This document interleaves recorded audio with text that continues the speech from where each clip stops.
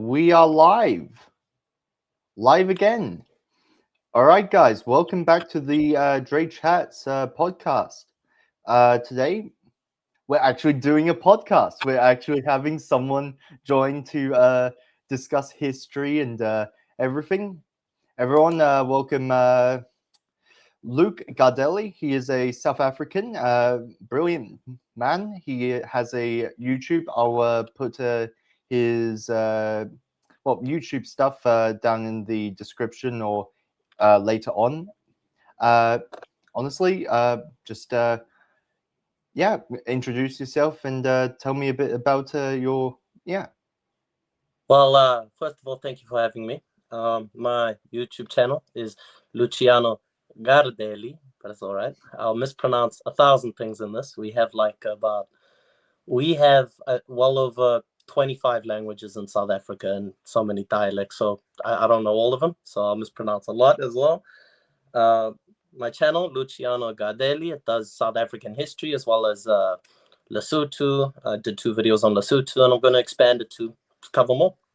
And it's done okay so far. My best video got 48,000 views, so I was quite happy about that.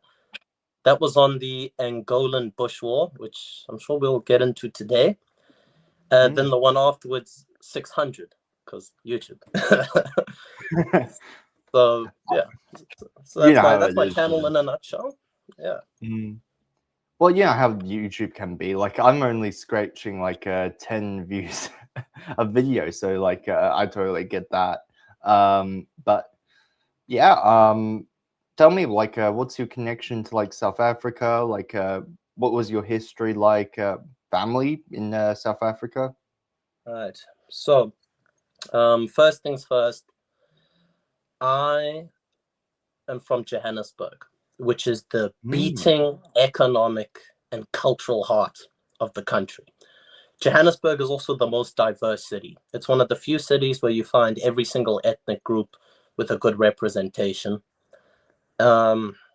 Johannesburg is a massive city. It's got a population now well over 12 million would be my guess. The census said about 10, 11.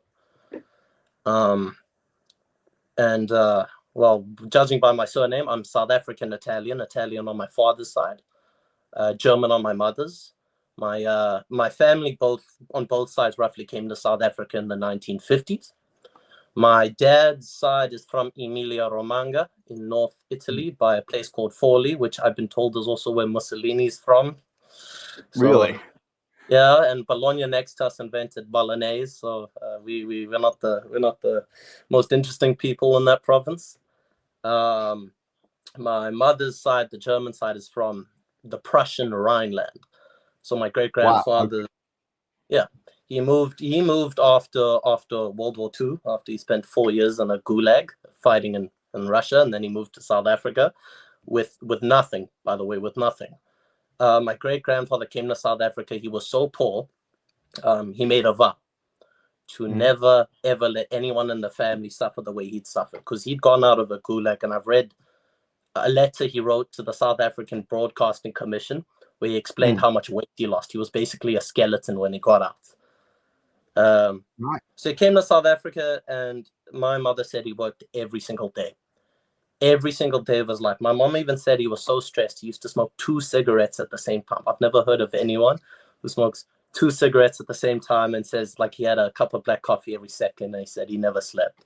He died an incredibly wealthy man. He owned about well over 25 businesses around Johannesburg, and he's actually responsible for industrializing a good amount of central Joburg. Wow, that's incredible. Yeah. The last time I went, I was with my little cousin, and I was pointing to 1 or 2 buildings in the CBD. Yeah, our great granddad built that. Unfortunately, he died very young because, Yeah. And we lost most of the wealth, but that's all right. My father's side, less as interesting. Italy kind of sucked, so went to South Africa when it was South Africa's golden age. Well, at least if you were European, it was the golden age. So yeah, that's pretty much it. I grew up in Johannesburg's northern suburbs, but I spent a lot of time all over South Africa. My dad's a tour guide, so I traveled everywhere.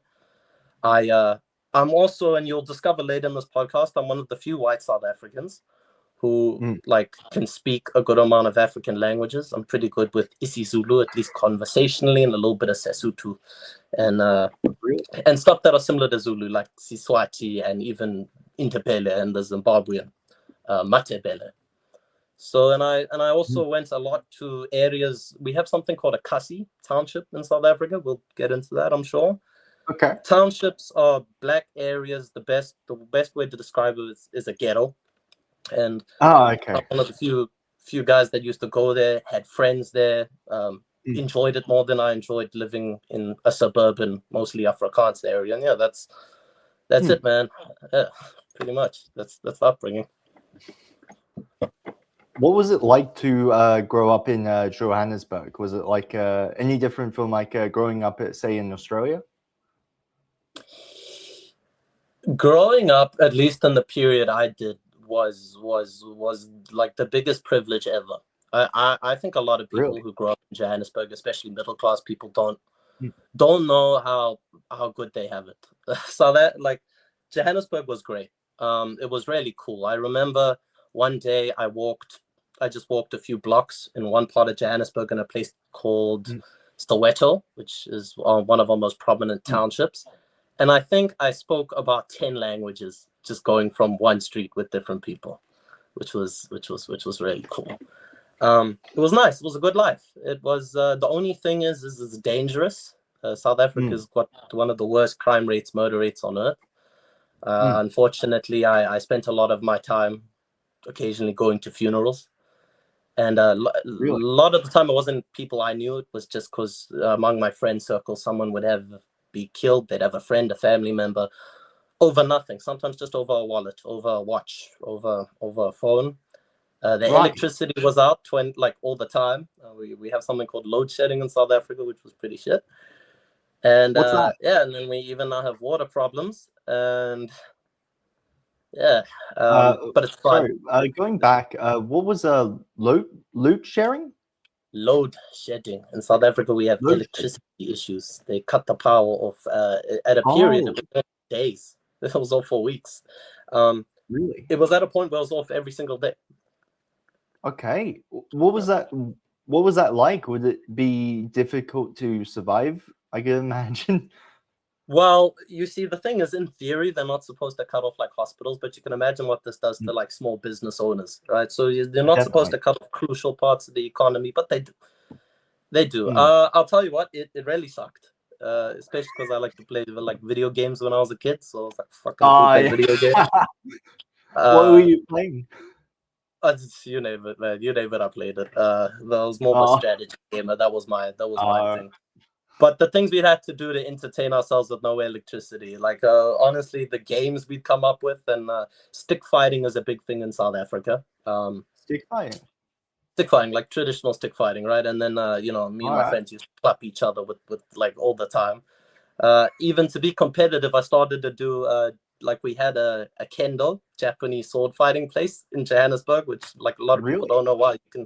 You can bump into you can get martial arts and stuff in Johannesburg. That's pretty cool. And I did that. And then one day I pulled my bokken, which is a wooden katana, and they had their sticks. And they're like, no, this isn't fair. And I kicked all their asses.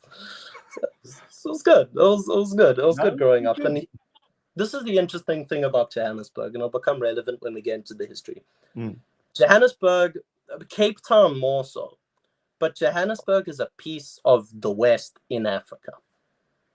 Really? It is a piece of the first world, of the new globalism in Africa. So South Africa, we got a lot of things that Americans have: movie theaters, fast foods like KFC, McDonald's, arcades, massive malls. And a lot of African countries don't have those, and some only got them recently. There's a there's a South African comedian called Trevor Noah who joked that Zambia got its first escalator not too long ago, and it was the most popular thing. Everyone would go to the mall to ride the escalator, and nearly started a riot apparently. So really, to get on there. Yeah. Okay. That's that. But yeah, no, that's it. I'm very patriotic about South Africa. I really love the country. I like because I love the history and I love the people. Well, I have a love-hate relationship with the people, but I have like a deep intellectual, spiritual connection to that country. And any South African who leaves Africa, and I've heard this from a few people, it says the moment they go back home, no matter how like shit the country might be doing, you feel a sense of happiness. The Russians have a word called your rodina, means your roots, right? You feel it when you're there.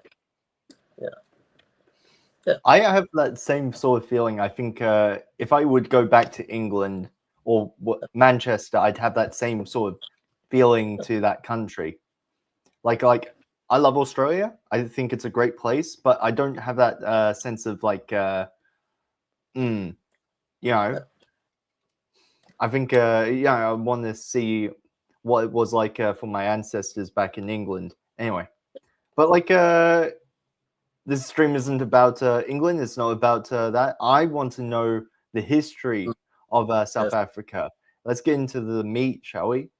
Let's get into it. Let's get into it. So there's the first thing I'd like to address about a lot of the topics we might possibly go into today.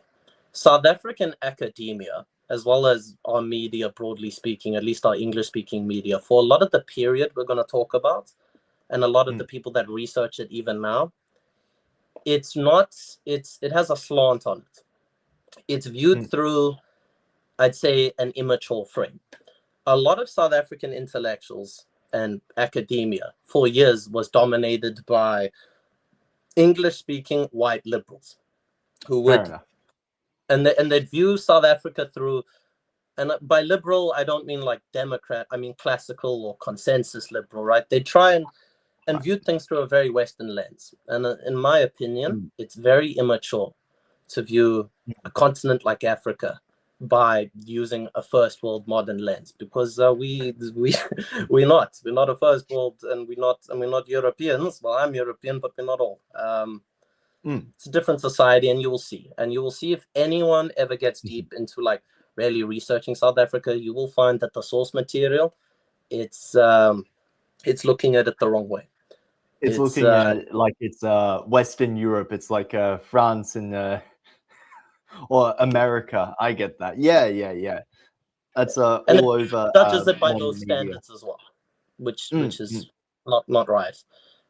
Just one clean example of this, right, would be, we have a lot of ethnic issues in South Africa, like clan faction fighting. It doesn't happen as much today. I mean, it still does, but in the 1980s, 1990s period and before that, it was very normal for people of the same tribe who were just different clans to fight each other. In fact, it was a pathway to manhood. And I kid you not, to this day, I have a friend of mine, and he's way older than me, by the way. Like, all of my friends were like 2 decades above me, or like a decade and a half. Funny, he lives a very Western life. Dresses like a Westerner, jokes like a Westerner, consumes food like a Westerner. But one day, and he lives in an urban, fairly modern, westernized area, he tells me he's going back to where he's from, KwaZulu-Natal, to the rural area. I said, why? He says, listen, he is a Machunu. That's his clan. He says, we are having an issue with another clan. I kid you not. Takes off his Western clothes, puts on his traditional clothing and an asai, and gets his asaga, his traditional weapon, and voila. And apparently they had a nice fight. And like a lot of it, like growing up, a way to become a pathway for a lot of, especially rural Black South Africans, was cattle theft. Like the warrior. They were warriors. The warriors especially for the Zulu people. So the Amazulu, that's their thing. Now, we might view this faction fighting, which is really normal, right, to them. We'll view it as, oh my God, this is ethnic conflict, this is strife, this is something to be stopped, right? But mind you, that's our perception of it. And a lot of academics and the media, whenever there were massive faction fights, like there was, especially in the 1970s and 80s, people were really, really upset about it. The media was upset about it. The world media was commenting on, look how out of control South Africa is. And I'm like, what do you want? It's been like that for thousands of years. Why you got to stop? In these fights, Do they kill each other? Yep. Really? Yep. Yep. Does it get really bad? Like a lot, like how many people are we seeing fall down, would you say? So one of the worst incidents I've read about is in 1984, also in KwaZulu-Natal, which you will notice is a theme with that province. It's like Really? it's an interesting province, let's just put it mildly, right? But 70 people died in a faction fight in on the south coast. 70. And then in 1985, this is less of a clan faction fight, and this is more of a tribal one. So it's not clans from the same tribe fighting each other. This is tribe. The Mapondos, which are from the Eastern Cape, which now mostly speak amaXhosa. They used to speak Pondo, but they got integrated into Xhosa culture. About 3,000 of them were fighting 2,000 Zulus around southern KwaZulu-Natal. And about, I believe, 100 people died, and thousands of people were left homeless, and hundreds of people were injured. And it wasn't just with traditional weapons. I mean, some of them brought guns. In fact, there's a very prominent case of this was also in the 80s. I believe this was between two clans. I could be wrong. It was the Sitoles and the Zwanes. The Sitoles hired an ex-white policeman with a sniper to go shoot the Zwanes. And he shot about 8 of them. So yeah, these faction fights get out of control. And a lot of people who grew up in urban South Africa or middle-class South Africa, and I do mean everyone, like the black middle-class people that don't have too strong of a connection to their like rural sort of clan and tribe and background, who live pretty much westernized lives and are actually more comfortable speaking maybe English than they would be speaking their home language. It's a feature. But anyways, so that's one of the things that happened. So these faction fights get bad. To this day, it still happens. I heard of there was a school. There was a school in the northwest province of South Africa that had to close because and it wasn't the kids who were fighting each other. It was the parents, apparently. I'm not too sure where. I think it was an ex-Paputi or something. And they couldn't, no one, and the kids started fighting each other because their parents were. So, yeah, okay. Do these like rivalries between the fights go back like centuries, would you say? Some of them do. Some of them do, but some of them do. Some of them are deep. But it's less the clan things that don't get me wrong, those are still deep and that's still feuding. But the things that where you can rarely see bad blood is between tribes. So I actually think for us to maybe go forward, I should kind of break down the 3 South Africas, because you've heard me say urban, you've heard me say rural. Yeah. In my opinion, there are 3 South Africas that all exist with each other, of which some people live partially in one or the other, but they're all fundamentally different societies. So South Africa is a very diverse country. We like to pride ourselves and call ourselves the Rainbow Nation. It's semi-true. It's also not true in some other ways, but a lot of people would say, oh, well, these 3 South Africas, it's class, it's economic, it's race, it's ethnic group, it's tribe. No, in my opinion, it's geographic, of which all the other things can roughly fall or orbit around. There's semi-urban, urban to semi-urban South Africa. So first of all, South Africa doesn't actually have like a really strong CBD urban thing. Our CBDs don't take up that much of the population. And a lot of them, they used to be really good. They've now, like CBD is one of the worst places to be in South Africa. Johannesburg CBD is a bad reputation in other African countries. I met a Zimbabwean lady like over here in Australia, and she even told me, I went to Joburg CBD, I got robbed. I know some really, really tough people from also other ghettos, you could call it townships, Kasi, a place called Alexandra. And they like, no, when I go to Joburg CBD, I don't even bring my phone or my wallet. I'm like, bro, you live in Alex. He's like, but I don't mess around with Joburg CBD, man. But it's suburban. So it's semi-urban, which is suburban. Suburban South Africa is where the upper classes live, the middle classes live. And even working class, you can get working class that still live suburban. Suburban is westernized and modernized. So historically speaking, suburban at the start was just white English speaking South Africans. That's how it started. But now, of course, it's a lot more different. Now we get to Kasi, or township, and this is important to understand because township will be an integral part of our story. You see, yeah, the way South Africa developed, right, is that when Europeans got to South Africa, we had a currency. Our economy was currency, was money. The Bantu people or black people, their currency was cattle, right, and other livestock and other. Depends. It varies from plenty of Bantu people had things that are similar, but generally speaking, that's how it went. Another thing you'll notice, I'm going to have to generalize here because there are too many exceptions to too many rules. So if I'm not being specific, just assume I'm generalizing. Yeah, okay. But what would happen is that the British eventually created a tax known as the poll tax, and then there was also a hut tax, which forced a lot of the black people to pay their taxes not in livestock or not in agriculture, but in currency, which meant they had to move to white cities. So most of the cities in South Africa, like modern urban cities, were obviously founded by white people. So they moved to these cities, but they didn't live where the white people they lived. They set up ghettos around the city. And this is how South Africa broadly works. There's a CBD, which now are terrible to go, but they used to be nice. Suburbs around it, and townships on the fringe. Right. So sort of like Africa,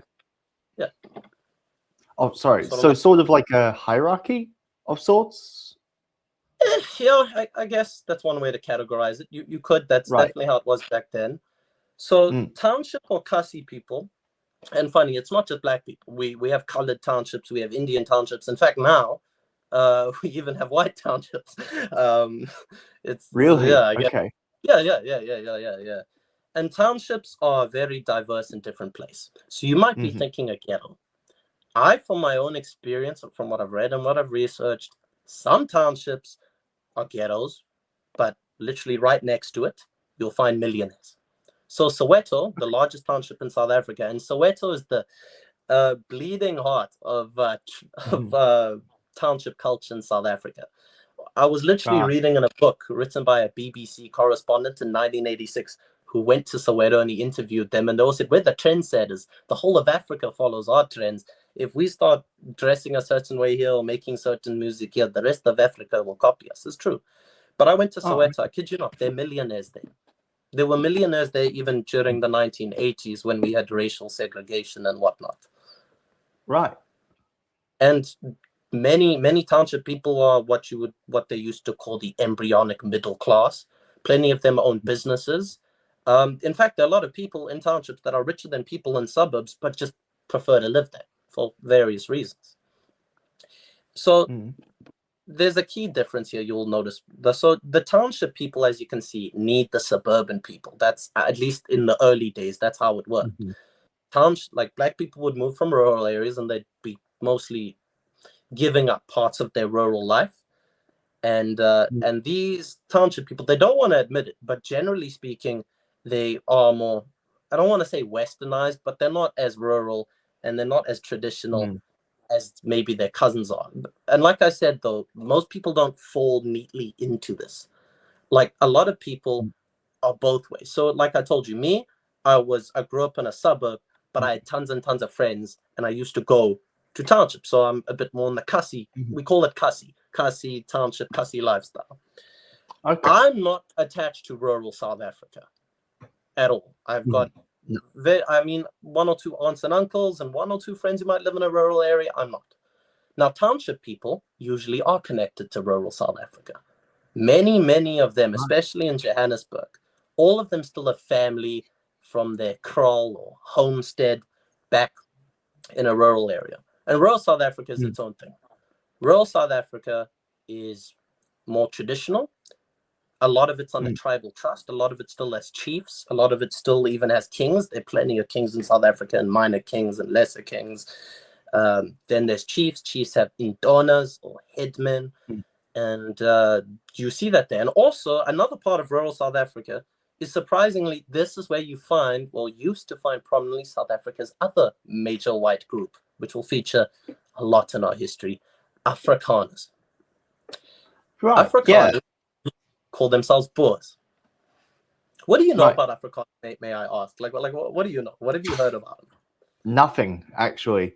I just I saw your channel. I saw some of the videos that you were doing, and I thought, wow, this guy actually knows a lot more than me on the topic.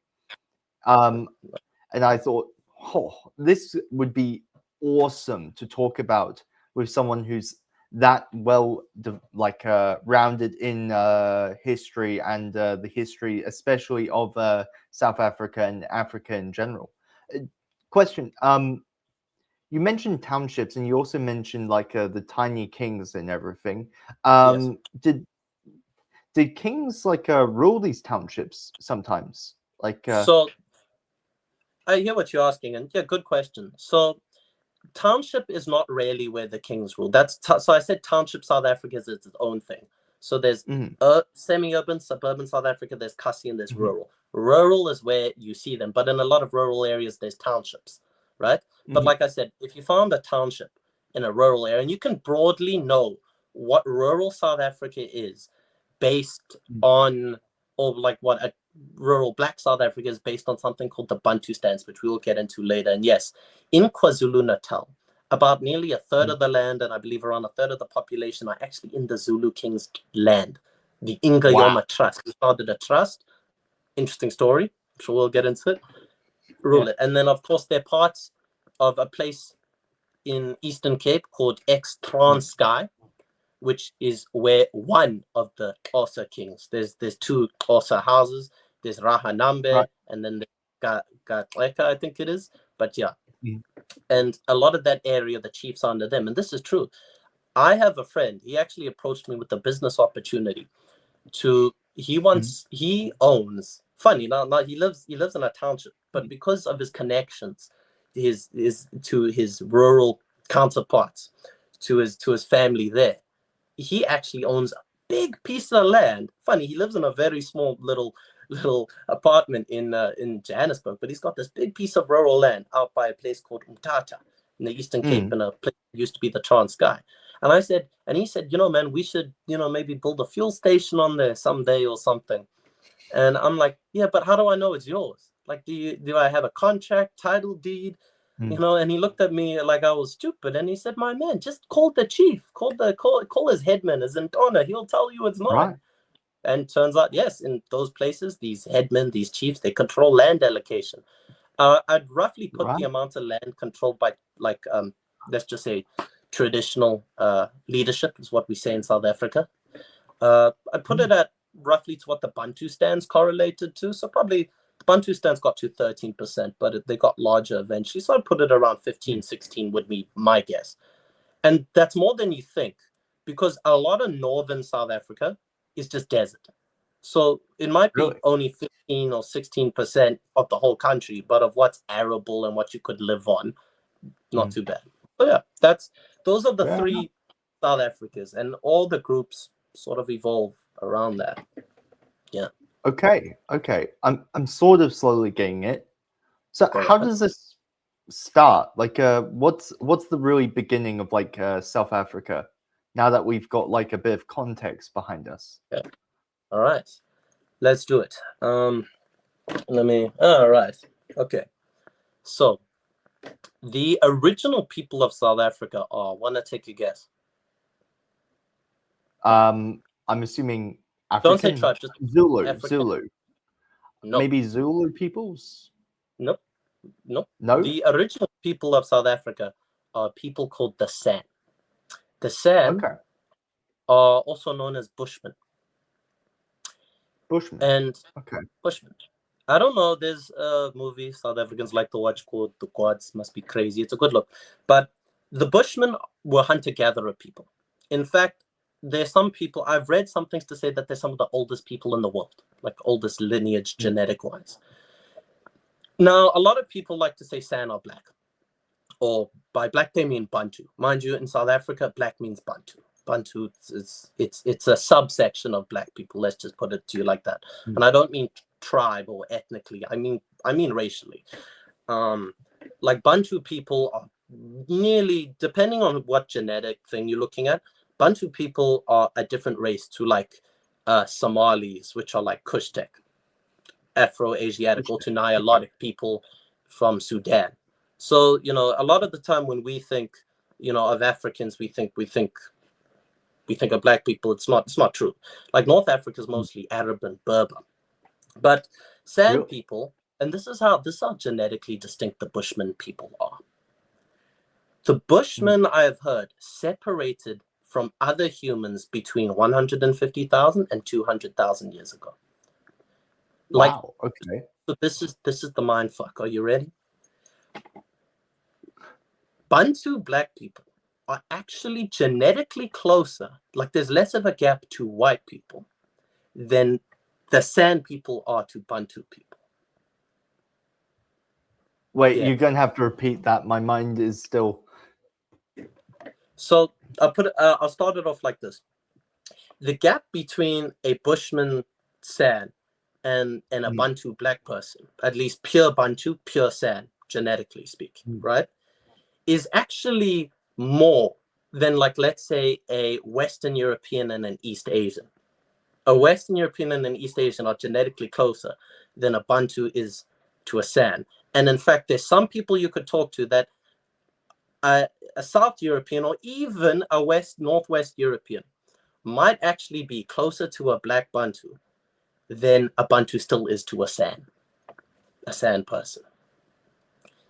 How did that happen? Okay, that is a bit of a mind, because they split off from other humans 150 to 200,000 years ago. All right, and I will admit the early genetic history is not my strong suit.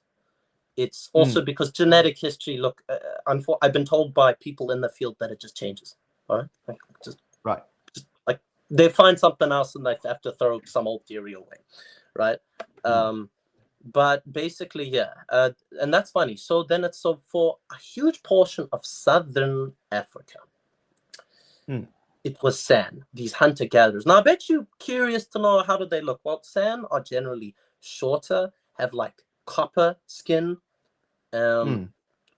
almost like different hair, and they shorter stature, and they're hunter-gatherers, and they are the best trackers in the world. In fact, the South African Army in the 1980s still had some of these old San Bushmen. It's called the I think it's the BN 31 Battalion. These Bushmen that would help the South African Army track and fight our enemies in Angola. Really? But yeah, okay. So they're the original people of South Africa, at least based our best guess. Then another group, and they're hunter-gatherers, and they have cliques. So here's another thing. Not all African languages have cliques. So I'm sure you've heard the cliques before. Yeah, like Josh, Dulu Olo. Like my friend, his name's Dulu Ola. It means peacemaker. Okay. Yeah. That comes from the San.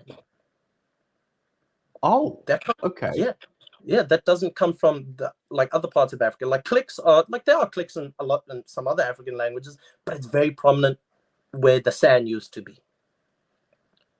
The more north you go, the less clicky it gets. Generally speaking. Then a group called the Khoi. Now, if you want to be like this, technically the Khoi are the first colonizers of South Africa. All right. So we know the San of it. So the Khoi, it is anyone's guess when they really came to South Africa. But I have heard roughly between, some people have said they got to South Africa, its current borders, 30,000 years ago. Other people say they only got there around 3000 BC. Some say only 500 BC. Wow. The Khoi are genetically similar to the San, but they're pastoralists. They herders. Now, people like, where did these people get herding from? And they're slightly darker than within the San, right? Slightly, I say. Funny, they have East African influence. Most people think Nilotic or Kushtic, because the Nilotic and Kushtic people were herders, so they must have got herding from them. So the Khoi came to South Africa and actually fought with the San. In fact, the word San comes from a Khoi word meaning like forager. It means like person without cattle, poor, bandits. Bandit would be an equivalent also. So, but the Khoi being pastoralists and the San, although they'd fight each other quite a lot, like the Khoi mostly took over eastern South Africa. The San were able to hold on to the deserty western parts of South Africa, but it wasn't always adversarial. These groups mixed. These groups married each other. So now a lot of us don't go San or Khoi. We say Khoi San, and that's right. And right. And by the way, this is before any of the modern day Black South Africans, Bantu people, came to South Africa, which again, very controversial depending on what you want. Some people say they came to South Africa 300 BC. Some people say 500 AD. Some people say they only even got to, there's this place called the Kai River, which is in Western South Africa, right? The Cape region, not Eastern South Africa. There's a big difference in Western and Eastern South Africa. The Kai River, some people say they only got there at 1500 AD. So, it's and then of course it goes, which we know the best guess as far as I've heard is, I know the Xhosa people were the first Bantus to come so west. In fact, I heard that they basically got even across the Kai River. So when Europeans showed up, now wait, before you begin. So first there were the San, and they're like the first people in South Africa, and then there was the Khoi who came, and then they intermingled and became the San Khoi, and then and then afterwards it was the Bantu who came. Bantu people. Yeah. Bantu being black people. Or at least, like, again, the racial categories in South Africa are social, not genetic. But we'll get into that later. We'll view prominently. But yeah, the Bantu people, in fact, came later. And depending on the tribe, some came way later, some came earlier. Yeah, that's the overview. And the San were hunter-gatherers, and for hundreds of thousands of years had lived in southern Africa, basically living a hunter-gatherer lifestyle. The Khoi picked up pastoralism from what we guess were East Africans, moved south, mixed with the San, and the Bantu people. So the Khoi and the San were Stone Age people. Right. At least roughly speaking. At least that I know of. The Bantu people were Iron Age people who had agriculture. So the Bantu people basically took out the Khoi and the San and took over all of southern Africa, the San and the Khoi. Again, not all of it was adversarial. Fair enough. Sometimes you can imagine it was there might have been violence, competition for land, for resources, for cattle. Because remember, cattle and livestock is everything to these people. But sometimes they intermarried, and I'm sure they had amicable relationships. Well, amicable by 500 AD standards, whatever that is. Yeah. Hardly, I think they'd have a good Christian marriage, I'd say. No, probably not. Probably not. But yeah. So that's it. That's early South African history, and this is gonna come up later, of who all of South Africa's different groups are. But I think you got it basically in your head.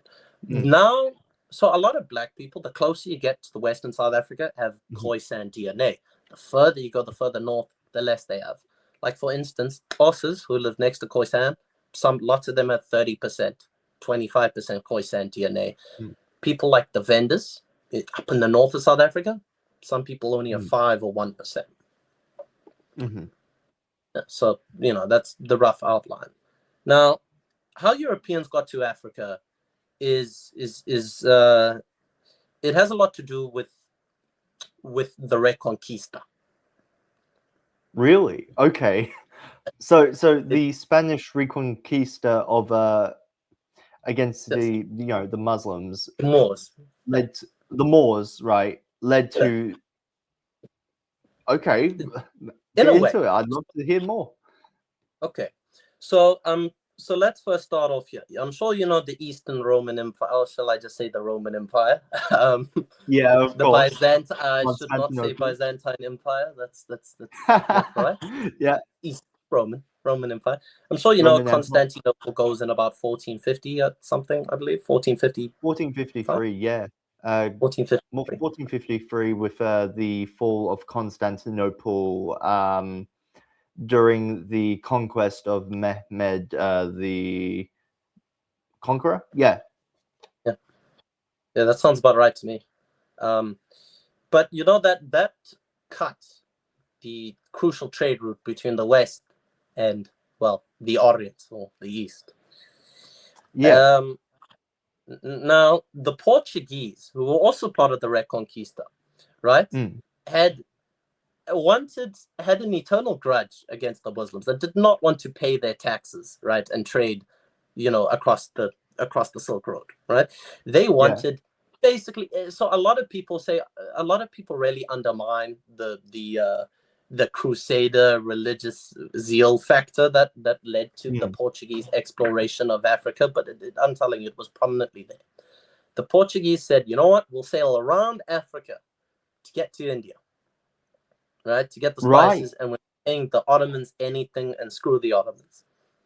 What was this, the Crusader mentality to go around all of Africa to get the spices? What was that? Well, I heard this from a guy called Raymond Ibrahim, I read it somewhere. But the point was, and also, what was the other motivation for exploring Africa? It was to spread Christianity. Of course, yeah. Right. And one of the, how the Pope basically gave like a certain part of the world to Spain and a certain part to Portugal? Yeah. Yeah. So I Africa know was about that, yeah. Yeah, there was the Portuguese side. And also, there's another thing: is the Portuguese fought tons of wars with the Ottomans actually around the Indian Ocean area. Right. Yeah. So they clearly, because there was no Suez Canal, there was no way to get through. The Suez Canal didn't exist yet. So the only way to really go to India from the ocean was to go around Africa, and they go around and they keep fighting with the Ottomans from the east. It continued for a bit. It's not that prominent, right? But it happened. But the Portuguese landed in Cape Town, well, modern day the Cape Town area, where they bumped into the Khoi, or Khoisan, probably Khoisan at this part of history. And I don't know. It's obviously, take your pick on what the true story is. But in my school textbook, they said, the Portuguese were thirsty, so they went to go get water, and the Khoisan thought the water was sacred, and when they saw the Portuguese drinking from it, they attacked them. Khoisan, the Portuguese had crossbows. So this was about 14. I think this was just after Granada got taken. This was still in the late 1400s. It's not the 1500s yet. I think the Portuguese first got to Africa. Bartholomew Diaz, did these I believe. cultures have any access to crossbows? The Portuguese did at this time. Oh, no, not the Khoi. No. All right. No. So they were still very much Stone Age peoples.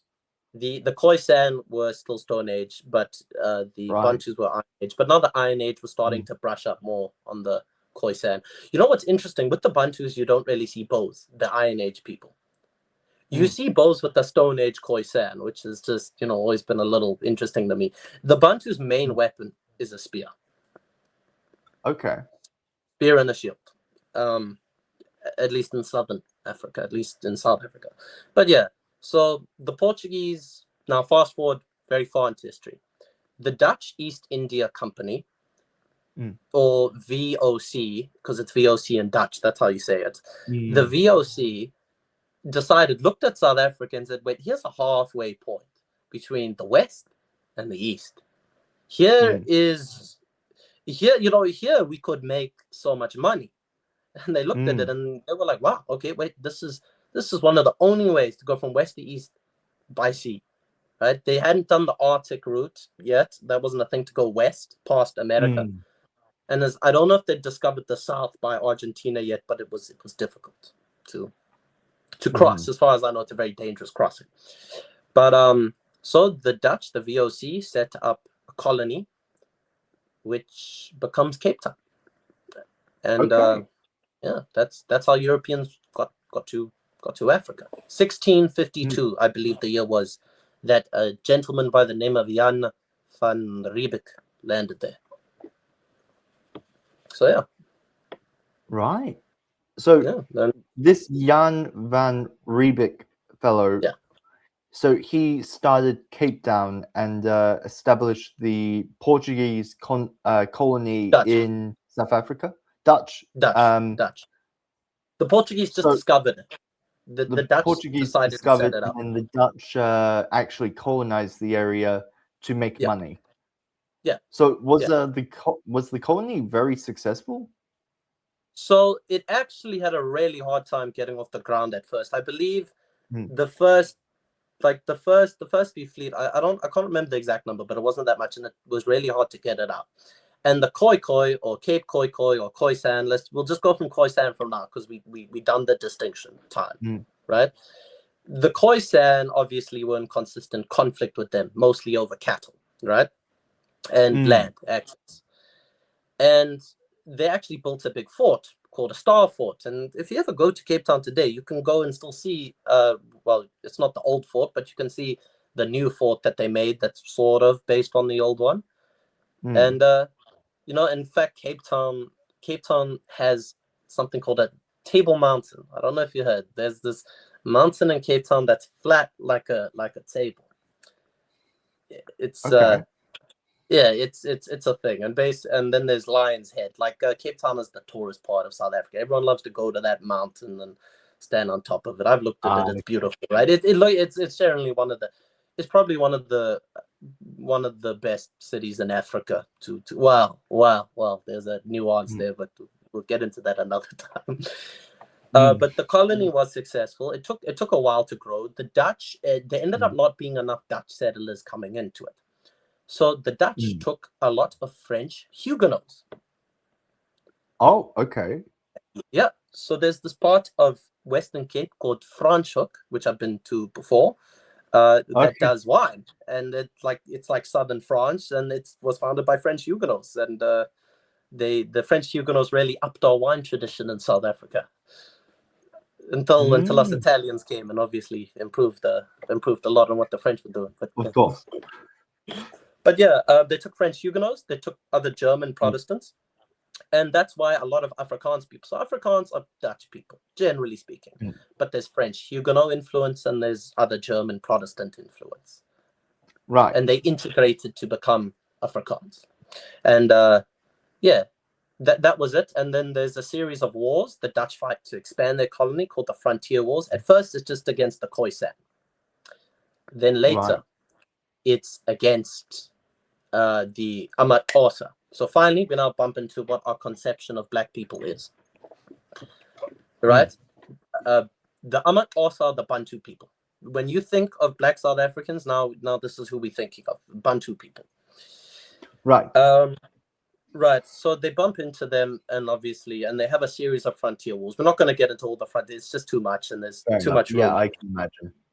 Yeah, but we see the development of South Africa's first main groups. The Dutch settlers and the French Huguenot and German and other European influence to create modern-day Afrikaners in the Cape. Funny. So a lot of the Khoisan, the Dutch didn't bring that many women with them. So they married a lot of Khoisan women. And this is the start of South Africa's third main race. So they basically they did a Romulus and Remus. They went and took the Sabine women. Yeah, and that's how we get something known as coloureds today in South Africa. So coloured, as far as I know, in other countries is sometimes it's an insert or it's like an insult. It's a slur to call someone that, or coloured just means black, right? In South Africa, coloured does not mean black. So this is now coloured people today are some of the most genetically distinct people on earth. Right. Yeah. And you'll see why, because the Dutch had colonies in Indonesia as well. East Indonesia used to be a Dutch colony. The Dutch actually brought over the Indonesians to South Africa, to Cape Town. And we called them Cape Malays now, but they're mostly from India, with Indonesia, which is like Anyway, Malaysia, Indonesia, whatever. But the Cape Malays were Indonesian. I don't know of anyone who's still pure Cape Malay. I've not seen it on any census. I've never met anyone, and I've never met anyone who's claimed to be a pure Cape Malay. The Indonesians, the Cape Malays mixed with the Khoisan, mixed with the half Dutch, half Khoisan, and actually they brought Islam to South Africa. That's where Islam started. From Really? From Indonesians who moved there. Yeah. Oh wow! I would have imagined like they would have spread a lot like sooner from the migration of like those sort of desert peoples down below. So you're saying like colonization of like the Dutch brought Islam into South Africa? Yes. Wow. Yes. Okay. So, for instance, Islam, the Muslims actually, they never really got too south of the Sahara, right? Oh, the furthest, okay. generally speaking, North Nigeria, Sudan, in fact, South Sudan, which is the Black Christian part of Sudan, fought like a decades long civil war against the North Arab Muslim part to secede.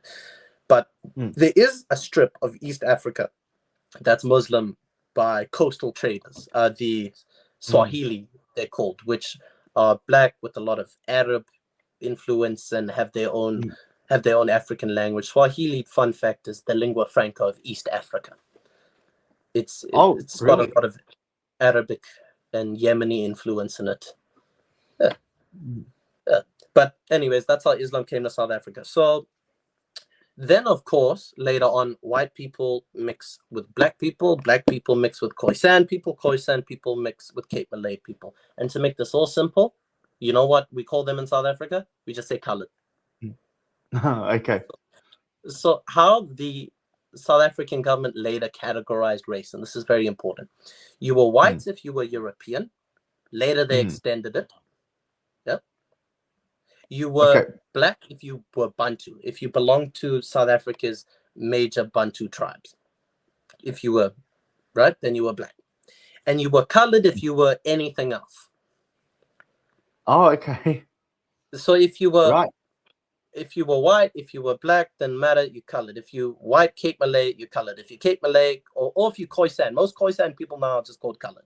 Or like ones, and colored's, like I told you, so now you got Indonesian, you got black, you got Khoisan, you got European in them. And lots of colored, generally the more west you go, the more like Khoisan, white it is, the more east you go, the more Bantu influence. And that's pretty much it. And colored people are an intrinsic part of South Africa. They're actually a fairly large group. Their percentage has changed a lot, but generally speaking, they were always around sort of like 8%, 7% of the population. In fact, they're actually the majority of the western part of South Africa. So, or at least they were up until very recently, which I think now is changing a little bit in the Western Cape. But Western South Africa, there's a place that I think it's from a place called Vryburg down the south. Western South Africa is colored. There's always been a difference between West and East South Africa. Western South Africa is more arid, more dry, and speaks Afrikaans. That's the other thing. Colored people speak Afrikaans, which is Dutch, which is the Dutch-derived language. Oh, okay, so cool. So a lot of coloreds used to view themselves as brown Afrikaners, right? So, we just Afrikaners who brown, Yes, and so they're part, and that's weird. That's why if you ever look at a linguistic map of Africa, you'll see this whole part of Western South Africa, and it says speaks a Germanic language, and you're like, what? But Dutch is a German. So there you go. Okay. Yeah. So then, I think a lot of people would be really interested in like the Dutch slave trade with Cape Town, because it's so talked about, especially in like America and like other Western countries. Slavery was bad, that sort of thing. So like tell us some more about that. So as far as I know, the Dutch slave trade out of Cape Town was mostly internal, except for the external slaves that came from India. Some came from India, but most like the Indonesians, right? But generally speaking, the Dutch didn't do mass slavery like the Barbary states or like the transatlantic slave trade. Simply because there just wasn't enough Dutch settlers there to actually create a mass slave society. I'm sure if they wanted to, they would have. But don't get me wrong, it's prominent. Remember, the Cape Malays were slaves. Plenty of the Khoi were taken as slaves initially. This slavery thing will become a little important a bit later on. But it's not as prominent as you would think, but it was there. But it's nowhere near the scale of something like the transatlantic slave trade, or nothing like the trans-Saharan slave trade, which a lot of people don't talk about. That wasn't so. Cape Town in like South Africa wasn't like a large hub for like the transatlantic slave trade. No. The vast this is what you'll find this interesting. The transatlantic slave trade, the hub was West Africa, West and Central Africa, West Central African, right? That was the hub. In fact, that's why when people think, like a lot of people around the globe think of black people, right? They're not maybe thinking are black people. So funny, I'm sure in your head you have an idea. Black people are like pretty dark, tall, right?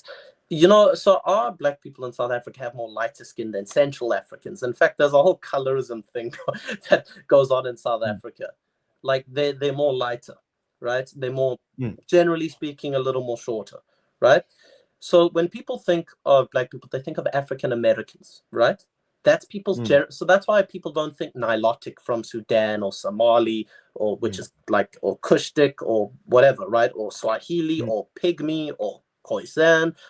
They think of West African because of how prominent African Americans are in global media.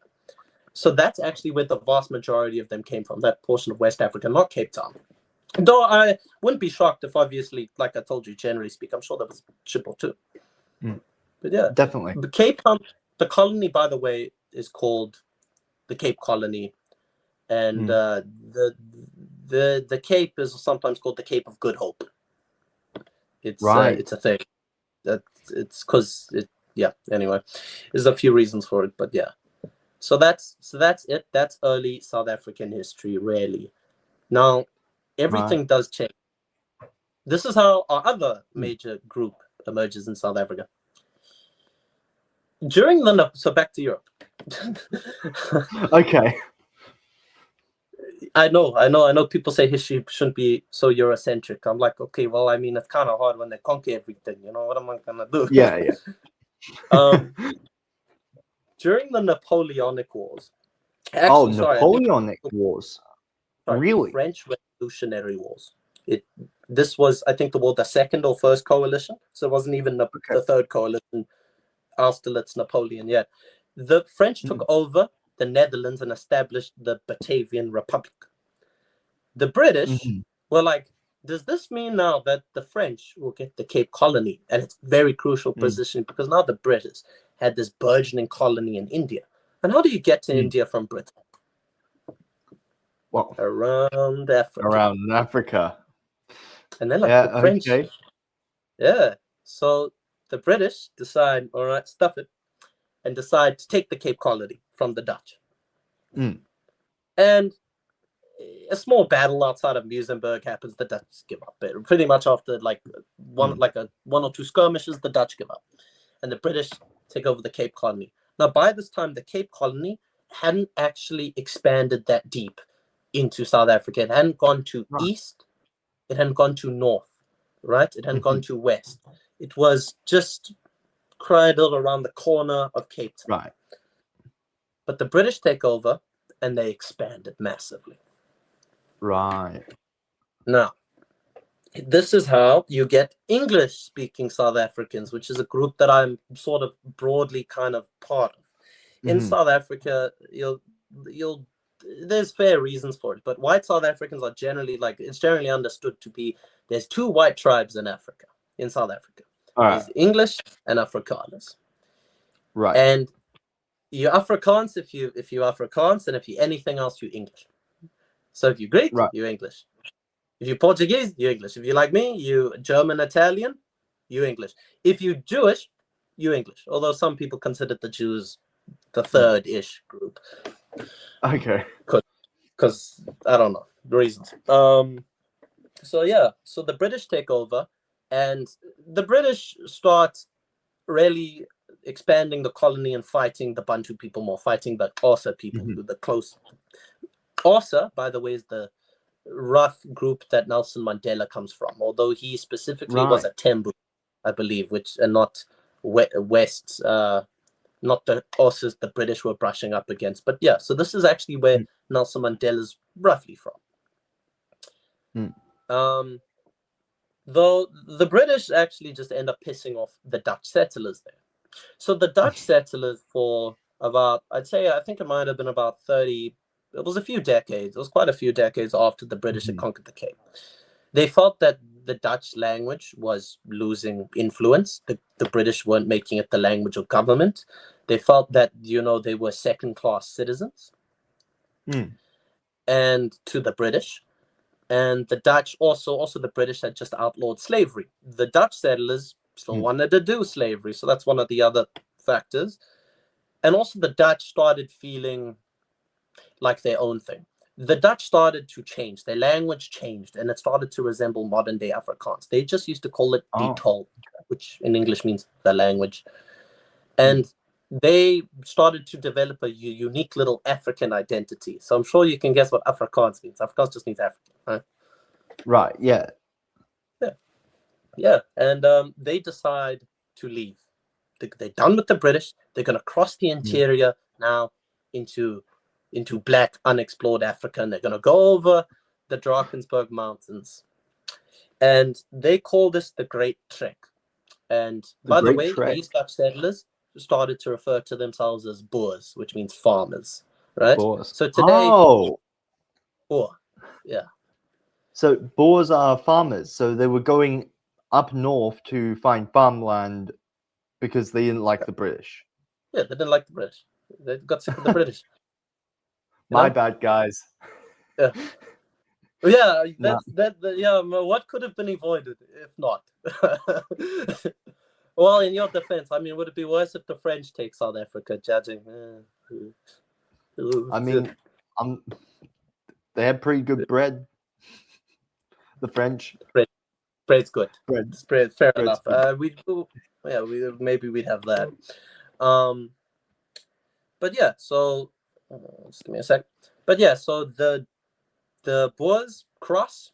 And this is a very intrinsic part of their founding myth of how the Afrikaners become their own people. They call it the Great Trek. Trek just means, They cross the mountains and in these wagons. These wagons, now, to defend themselves, because they often end up fighting with many of the black people in this now eastern part of South Africa, right? Specifically, they fight a lot with the Basotho. They fight a lot with they fight with everyone there. They fight with the Pedis. They fight with the Zulus. They fight with everything. Yeah, and what they would do is they build like a wagon circle around them. To act as like a temporary defense. Really? Okay. Yeah, a wagon circle. So they, because they'd be traveling with their whole families, right? And the whole group would travel together. And when they became attacked, they just formed the wagons into a circle, which we call a laager. And then they'd have a perfectly defensible, like almost fortress to set up there. And at this point, it's the 1840s also. It's 1830s, 1840s. So they have muskets and everything. They have muskets. Yeah, really? It's going all right. Oh, but you mentioned the Zulu. So when did they come into like the equation? Because like you mentioned like the San, the San and the Khoi, both of them becoming the San Khoi, the Khoisan, sorry, the Bantu, the Dutch becoming the Afrikaans then becoming the Boer, the British now settling and taking over because of the Napoleonic Third Coalition Wars. So how do the Zulu get So the Zulus are probably one of the most famous tribes in Africa for a few reasons. Mostly because they wanted the few, let's say, one of the few people fighting with spears that beat the British. Now, the Zulus have a very interesting story, and I'm very glad you brought it. Thank you, because now everything's going to make sense. You made this make sense. This is where it becomes prominent. So while the Boers are moving in, they start to establish Boer republics. Some Boers even went completely, like, as far as I believe Angola, and then starved to death. But anyway, they established 2 Boer republics. And what happens is while this is going on, the British are also moving into Natal. It wasn't KwaZulu-Natal yet. It was the British called it Natal because the British had fully conquered the Eastern Cape from the Xhosa people. Well, they not all of it, but they took over a good portion of the western side of it. So there's this really small little tribe in Natal called the Zulus. And they actually are next to these other big great clans like the Matetwa and the Ndandwe. And let's just say they have this guy, right, called Shaka Zulu. Shaka Zulu. Now, I watched the movie. It's a good one. Did you? It's good. Like Shaka Zulu, like Zulu, just like. Do you know what his name actually is? No, what is it? Should just Google it, just for fun. Just Google what it actually means. It's a little. All right. I'll ruin his character if I tell you. It'll take the myth away from it if you know what his name stands for. Anyway, so turns out Shaka Zulu is a military genius, right? By his standards. So Shaka Zulu develops a strategy. I'm going to have to skip for the sake of time, but Shaka Zulu develops the strategy, which they called, the bullhorn formation. Now, Bantu warfare at this time, the warfare between black people in South Africa was very ceremonial. It wasn't hardcore.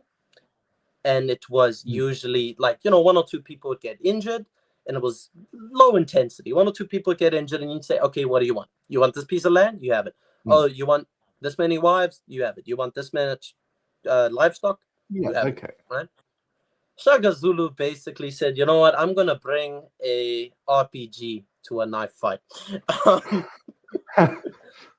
So he develops this formation called a bullhorn, right? And it's pretty smart. So essentially, he has his best warriors in the middle, the face, the head of the bull, right?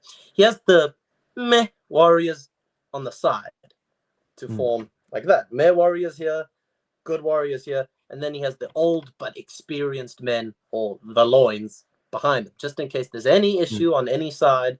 The older experienced men are going to rush in and shame the young men for not fighting, right? If you notice, it's quite similar to the early Roman Republic with Astarte, how they had Astarte and then Principe and then Triarii, who were the older experienced people at the back, right? And basically with this, and he turned up the hardcore by a lot. Shaka Zulu, war became less ceremonial, and like I told you, Natal for a long time, not anymore. I think it's now the second most populated part of South Africa, but it used to be the most populated province. We call Natal KwaZulu Natal. Remember I told you the Zulus are a small tribe from there. I'm sure you can see how much he turned up the heat. So Shaka Zulu led to something that we call in English the crushing. Wow. Or Zulu, I've heard it pronounced as Mifwakane or Difwakane. All right.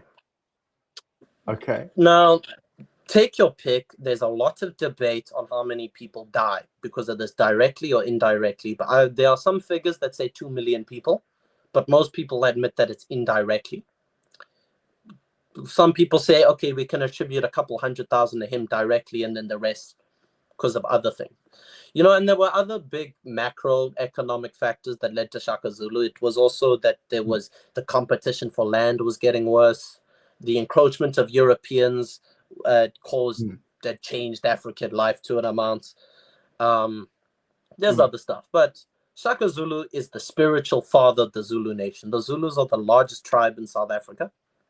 They always been just under a quarter of the population. And and they've always had a warlike culture. They are Spartans, There are Spartans. All right, that's a good analogy. And but what Shaka Zulu does that changes everything is he causes a mass exodus of people. So the Zulus are part of this broader group called Nguni people. So Xhosa, Zulu, it's just their language sort of family, right? But because of him, he creates such a mass exodus. Suddenly, a group of people, a collection of people called Mafengu, which I believe is isiHlubi, Amazizi, or Clasibi, they all move into the Eastern Cape. This isn't too relevant. Like, you don't have to remember who goes where, but essentially it creates a mass is Mifwa-Ane, the crushing, creates a mass exodus of people. So now you have people related to the Zulus all the way up in Zambia called the Lozi, who'd fled from South Africa past Zimbabwe to Lozi, to Zambia, to become Lozi. You have Zulu people. Funny, Shaka's general, Mzili Kwazi, he's one of Shaka's generals. He was running away from Shaka. He conquered a good portion of Zimbabwe. So now the two main tribal groupings in Zimbabwe, it's Shona and Matebele, or North Ndebele. Those are Zulus who moved from there. So and this exodus created a lot of chaos. So some people say 2 million, some people say 1 million, some people say me personally, 2 million seems quite excessive, but I'm sure it was a lot of people, because it wiped out groups that just disappear from history books. It moves groups to other parts of Africa that you're like, how the hell did they get there? And that was it. And he basically creates a fairly strong empire that's core territory is in northern Natal. And funny story about Shaka. Shaka used to brag he was a virtuous king because he only killed 2 of his brothers.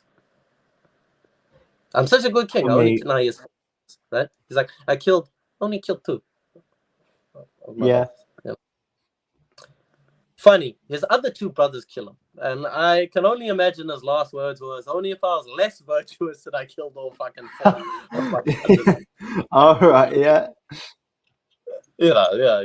So that's the Zulu people. They're a very prominent tribe in South Africa, and they split into sub-clans. But the Zulu identity, by the way, is one of the strongest tribal identities in South Africa. And there's various reasons for this. Maybe we'll get into it now. Maybe we'll get into it another episode. Maybe we'll get into it later. Probably. What is so I'm looking through my notes and everything. What was the myth of the Great Trek? Oh, well, that's in just a short sentence. That's just how the Afrikaners came to be in Africa. The Afrikaners were Calvinists, Dutch Reformed, right? And a lot of them created some theology around Africa being promised to them, or parts of South Africa being promised to them. And a lot of them say, no, we're the real Israelis. So there was an Afrikaans terrorist group in the late 2000s that called themselves the New Israelis, or it was something along those lines, or the real New Zionists, or something like that. But the important thing, it's the creation of a people, because one of the things about being Afrikaans is, like, here's what other white Africans in general can say that Afrikaners can't say.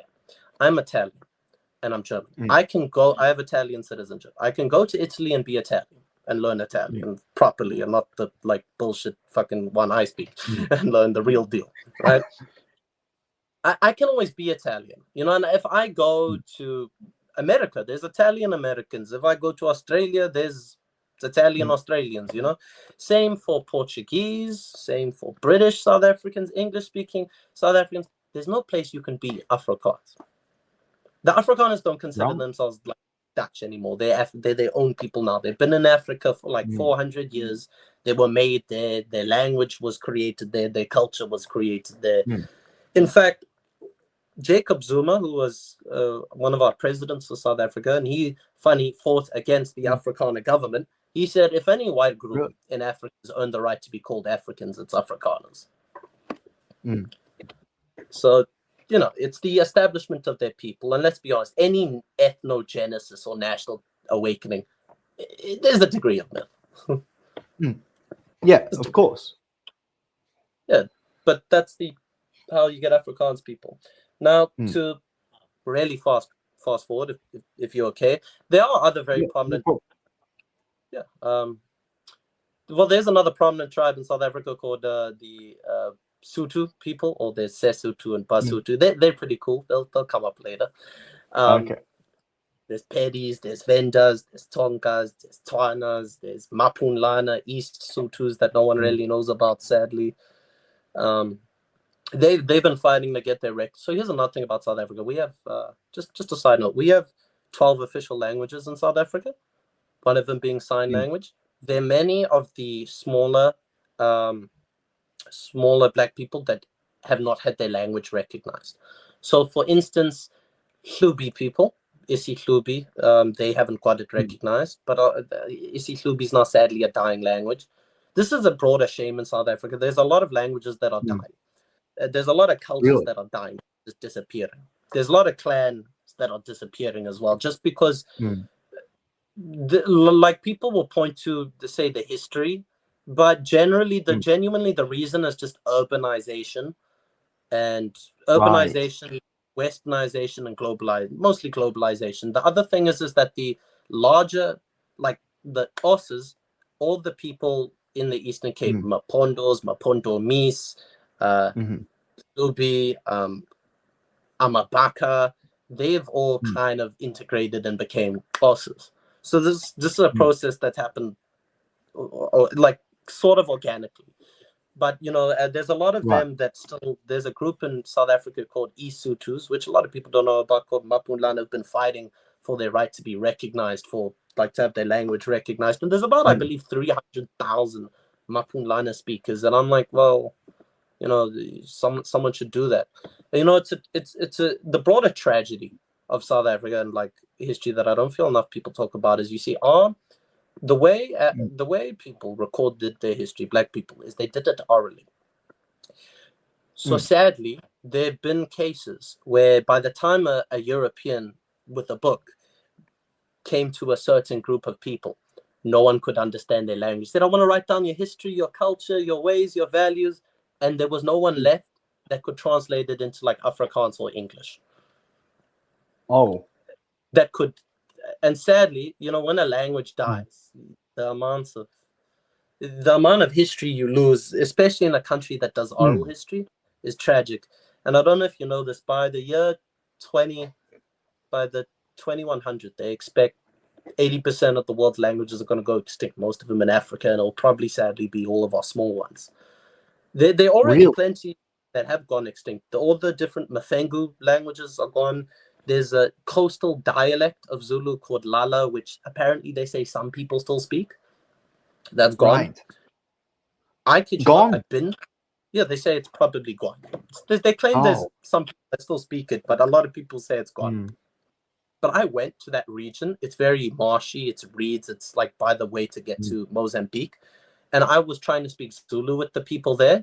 And look, either it could have just been, it could have, like my Job, I'm speaking fake bullshit Joburg urban Zulu, not proper rural Northern Natal Zulu. Deep Zulu is what some people call it. So it could have just been that, but I swear to God, I was like, did I just meet the Lala? Maybe I just met a Lala guy. That would be cool.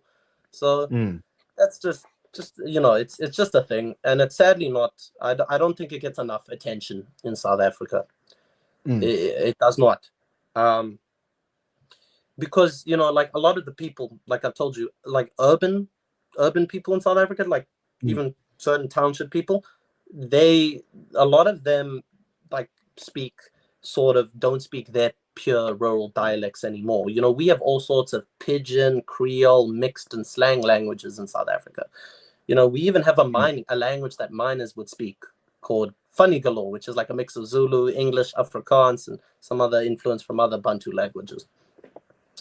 You know, and then in Pretoria, they have Pretoria Sotho, which is it's a mess. And then in Soweto, we have Tsotsi Tau, which means like criminal language. Criminal language. Right. Which is honestly, it's got a lot of Afrikaans in it, and it's interesting. But yeah, it's just that's the thing. So yeah, the Mapunlana, there's 300,000 of them, and they don't have their language recognized. So yeah, just so you know, no group in South Africa is monolithic. Not all white people consider themselves white first. So the important thing to maybe say is how South Africans categorize each other. Primarily in South Africa, it's done by language. So that's why I say Italians, Portuguese, or like all Europeans who aren't Afrikaans might get grouped as English, because good chance they they're speaking English as a home language, you know. Afrikaans, how are you Afrikaans? Because you speak Afrikaans. Okay.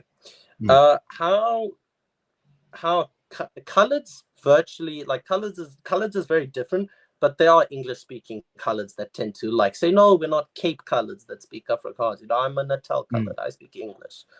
You know, but the way Black people in South Africa are also generally categorized by language. So if you look at a tribe map of South Africa, it's not tribe, it's usually language. You know, and a lot of people identify based on their language. So a lot of people that now I'm going to use Pedi as an example, or North Sotho. Well, Pedi's not North Sotho, but well, there's depending on who you ask. A lot of people that aren't Pedi, right, but speak Pedi now identify as Pedi. You know, a lot of people who speak Xhosa but are actually like maybe Mapondo identify because they speak Xhosa. Yeah, so it's language. That's the funny. This holds up with most groups except for Indian South Africans. Indians show up later in the story. Indians universally speak English, and they categorize each other based on religion. Okay. Yeah. So in South Africa, it used to be that the majority was Hindu, then it was a large minority was Muslim, and a small minority was Christian. But now it's changed, with Hindu being 40%, I believe, Christians around 35%, and Muslim around 24% also. Whoa. Yeah. That's a big percentage. Yeah, so most Indians actually, like, the more outside of where the Indians live, which is like around in KwaZulu-Natal, around Durban is their primary place you find Indian South Africans, the more Christian they get, right? It's like I said, it's a rough thing. So I have plenty of Indian friends in South Africa who are Christian, and our Indians are also got a fascinating history, which we'll get to them. But I'll just forward it for you. Anyway, Eventually, what happens is, sorry. Oh, sorry. I just wanted to get back into, like, say, the Anglo-Zulu wars and everything, and actually get really into the history more, if that's all right. That's right. No problem. That's all good. So what happens is in summary, the British decide the Boers actually set up a republic in Natal. Right. The British go stuff that and kick them out, right? But then the British get into a fight with the Zulus, and at this time, Shaka is not the king; it's a different king. It could be. I just don't think it's Mapande. It could have been Cetshwayo. I'm not. But essentially, this is where the famous Battle of Eslandwana happens. What was that battle? The British split their forces, and mind you, the British at this point are using rifles, right? But it's not World War I rifles. It's still, like cartridge in smoke. Not, it's not Battlefield 1 yet. But the Zulus, the British split their force. The Zulus' large force basically attacks the British, and they annihilate them. Okay. The British remnants run away to a place called Rorke's Drift, which is one of the primary big battles of the movie. Of a very good movie that was actually formed, like I think it was formed in the 1960s, just called Zulu. I think it was just titled Zulu. So Right. actually watch it. It's a pretty good movie and funny. The great grandson of the Zulu king at the time, a guy called Mangosuthu Buthelezi, actually plays his great grandfather, which is like pretty cool. Really? Okay, that is really cool. Yeah. But the Zulus attack Rorke's Drift. The British set up a defense, and the British just like wipe the Zulus out. The British dig in and just keep rifle firing. But I've heard this, I can't confirm it, but I've heard this from a very intelligent person. He pointed out something strange. He goes, he said, based on what I've researched about the battle, and like I said, I can't confirm this. He says, I think more British died to rifle fire and more Zulus died to bayonets. Because the Zulus had guns too. Not all of them, but they had guns as well. So that might be a little, and even in the movie they showed the Zulus, like the Zulu main force with their spears charge in, right? And that was another thing Shaka actually did. The Zulu way of war. He introduced a short spear for stabbing, like a gladius. Like a gladius. Like a gladius, right? Yeah. They charge in, and then while the British are volley firing at them, the British then look around, and there's Zulus on the hills around them shooting down at them. I've actually been to the place it was filmed, and it was quite surreal. It was quite something. Real. Yeah, it was cool. But essentially, the Zulus lose the Anglo-Zulu War, and the British conquer them. But mind you, wherever the British, or even the Boers to a degree, wherever they conquer in South Africa, they conquer them, but they don't completely destroy their political autonomy, right? Really? So if you hear the British conquer Natal, right, or they, right. There still is a Zulu king. There still are Zulu chiefs, right? There still are, they haven't wiped the slate. They're still there. There's still land that they go, you guys can have, So very weird. For a long period, like agricultural Iron Age Black civilization was living in parallel with white industrial civilization for a long time. What sort of effect did that have necessarily? Like, how would that affect modern? That's how you get townships, because what would happen is the blacks would eventually look for work, or like I said, they'd look for work, so they'd come to white society where they'd establish these townships around the white city. Yeah, so for years, Black South Africans, like, even to live a okay, good question actually. This, I will fully answer that question you've just asked a little later.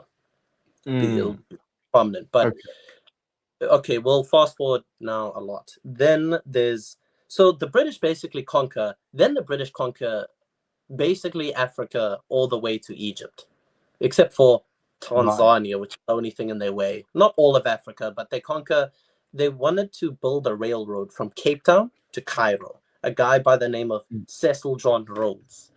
Funny, that's how we get the country Rhodesia and North Rhodesia and South Rhodesia, because of this guy Cecil John Rhodes. And Cecil John Rhodes, it's funny. Cecil John Rhodes, like, I believe his statues have been taken down and vandalized in multiple countries they built, because he was a colonizer. Primarily, in South Africa, his primary enemy was other white people, the Afrikaners. Right. Which is a little ironic. But anyways, he tries to instigate. So now, I'll tell you, in South Africa, they have the two Boer republics. The farming Afrikaner people, Boers, Afrikaners, established two republics. one called the Transvaal, or the South African Republic, and one called the Orange Free State. Transvaal, because it is north of the Vaal River. Orange Free State, because it's north of the Orange River, right? And this is North South Africa. North South Africa is more temperate. It's not as dry as West South Africa. It's more, North Transvaal, when you picture Africa, stereotypical, like Savannah, Rising Sun, Simba, Lion King. That's the Transvaal, all right? The Orange Free State feels like, honestly, feels like some parts of Northwest Australia, and like, like picture somewhere that's like grassland where it's like mostly like the savannah and lions and giraffes and everything. Yeah. The Free State's empty. It's like it's empty. It's not like, if you ask me what province should I not go to, I'd say the Free State. Like if you wanna go on a tour to South Africa, don't go to the Free State. But dude, I'd love to come to South Africa. We should do a tour. That'd be so fun. We will. We should actually, man. It's a lot of fun. Just get ready, buckle up. But what happens is then the Boers discover something that completely changes the course of South African history. In Johannesburg, which isn't Johannesburg at this time, there's a farmer, I believe he's called Johannes, or his kid's called Johannes, or the kid's called Johan, or something like that. He finds something shiny. Oh, yeah? Gold. Finds gold. Yeah. Oh, no. So, let me guess. Everyone, and this is how Johannesburg becomes Johannesburg, named after Johannes, or yeah. So my place in Zulu, Johannesburg, or also in Sesotho, Johannesburg is called Gauteng. It's called Gauteng, which means like place of gold. In Zulu, Igoli just sort of means at gold, or location of gold, or place of gold. Igoli. So now funny, the British had left these two white independent countries in Africa, right, to do their own thing. But now the British are like, wait, what do you mean you have gold? You got gold? You got gold? I mean, I know I said like we'll leave you, but I mean, yeah, guys, we had to go after the gold. I mean, like, can we actually blame each other? I mean, like, it's gold. I mean, like, we just had to. JK, fully on. But yeah.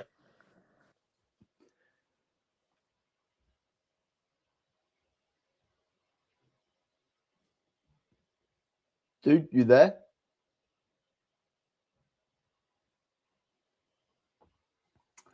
I think he cut out.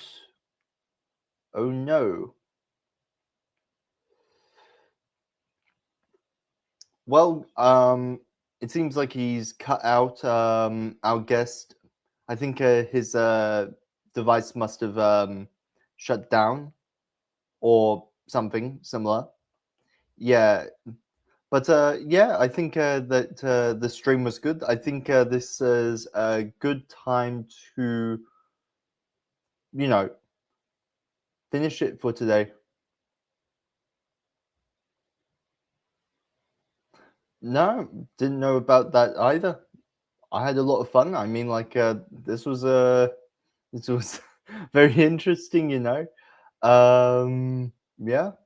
I think for the most part, like, the establishment of the whole thing was pretty good. I'm going to need to understand what a township really is, but I think after a bit, I'll be able to understand it. So yeah, I think this is going to be the end of the stream. I will have Luke Gardelli back on for number 10, and we'll be able to complete the rest of South African history. Well, guys, I hope you had an incredible day, and yeah, I hope you enjoyed the stream. Goodbye.